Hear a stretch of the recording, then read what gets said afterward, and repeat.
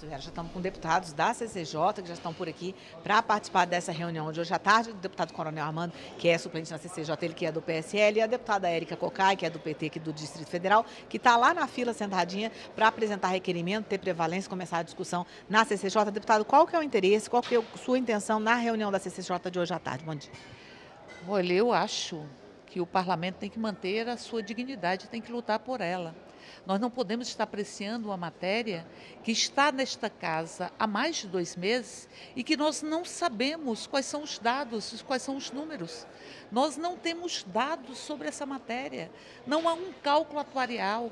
Não há uma discussão, você não sabe quanto custa. O governo tem escondido, inclusive, que a transição para a capitalização vai custar alguns trilhões de reais. Então, portanto, o parlamento tem que exercer a sua dignidade. A Constituição tem que ser cumprida. Nós estamos, como disse, há mais de 2 meses com essa proposição, sem ter nenhum número. E eles querem que nós aprovemos uma proposta sem sabermos o que é que ela vai representar de fato para o país. Portanto, a nossa intenção é impedir que esse atentado contra a dignidade do povo brasileiro, porque é uma reforma que vai penalizar a população de baixa renda, mas também um atentado contra a dignidade do parlamento possa ser concluído no dia de hoje. Portanto, nós estamos aqui desde muito cedo, para que nós tenhamos prevalência na apresentação de requerimentos e nós possamos impedir que esta matéria tramite e caminhe na casa sem nenhum dado. Que sentido tem o governo dizer que apresentará os dados na quinta-feira? Nós estamos na terça-feira.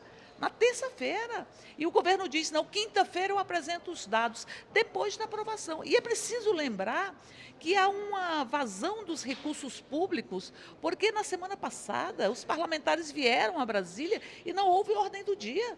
Se cancelou o funcionamento do Congresso para tentar se aprovar uma proposta que nós não sabemos quanto custa, nós não sabemos em quais dados ela está fundamentada e que nitidamente é contra o povo brasileiro, contra as mulheres, contra professores, contra trabalhadores rurais, contra viúvas.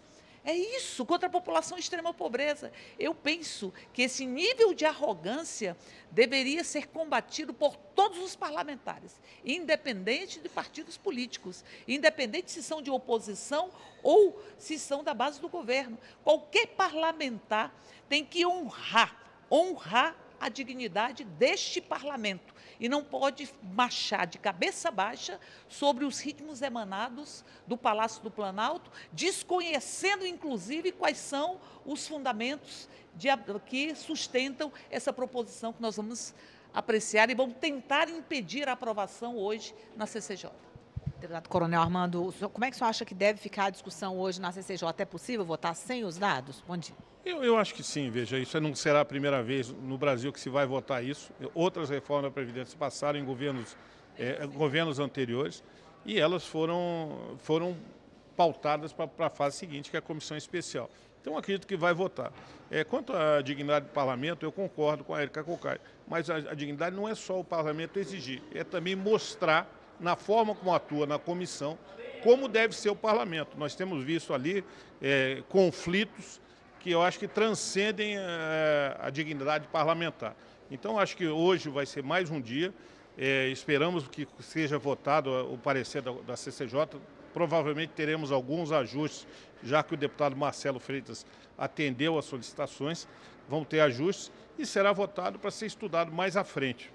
Quanto à nossa não presença na fila tão cedo, eu fui um daqueles que chegou bem cedo, outro dia, para garantir a inversão da pauta. Mas agora já há uma decisão a partir de um requerimento do general Girão, na última semana, que não vai mais haver inversão. Então não há mais essa necessidade, tanto da Érica ou de mim, estarmos na frente tão cedo, porque já há uma decisão do presidente da CCJ quanto à inversão de pauta. Então ela vai transcorrer normalmente, esperamos que seja um bom embate, um embate político normal, porque há divergências, mas a gente tem que, e como eu falo sempre, pensar no Brasil.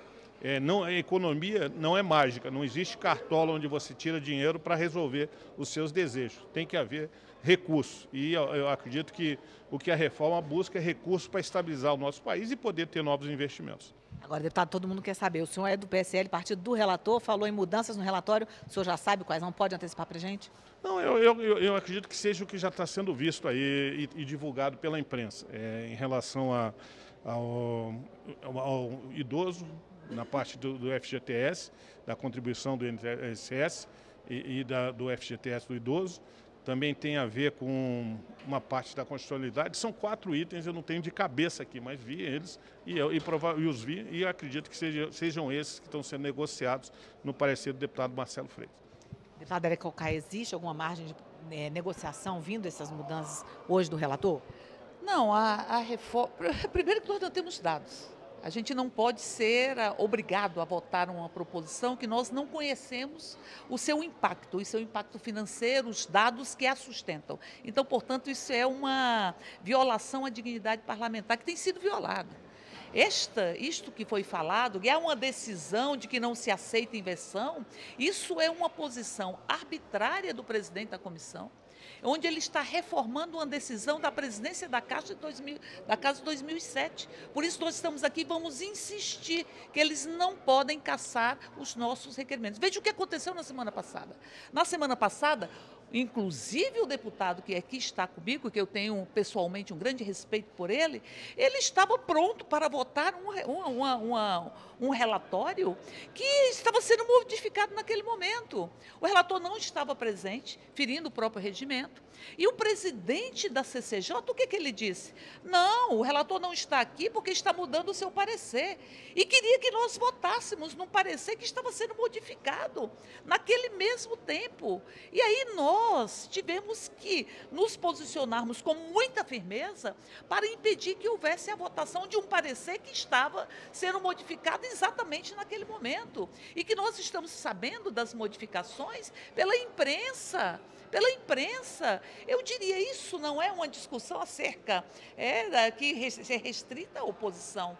Isso é dignidade parlamentar. É aqueles que acham que podem calar o parlamento, que podem impor o parlamento, amordaçar, acorrentar o próprio parlamento. E, repito, o governo não apresenta os dados, porque os dados vão demonstrar a sua crueldade. Que ele vai economizar 1 trilhão, mais de 700 bilhões vem do regime geral da Previdência, que a Seguridade Social foi superavitária por 25 anos e que tem impostos que deveriam sustentar, inclusive, a Seguridade Social, e que o governo não se utiliza disso, e que metade do orçamento brasileiro está indo para pagar serviços e juros da dívida.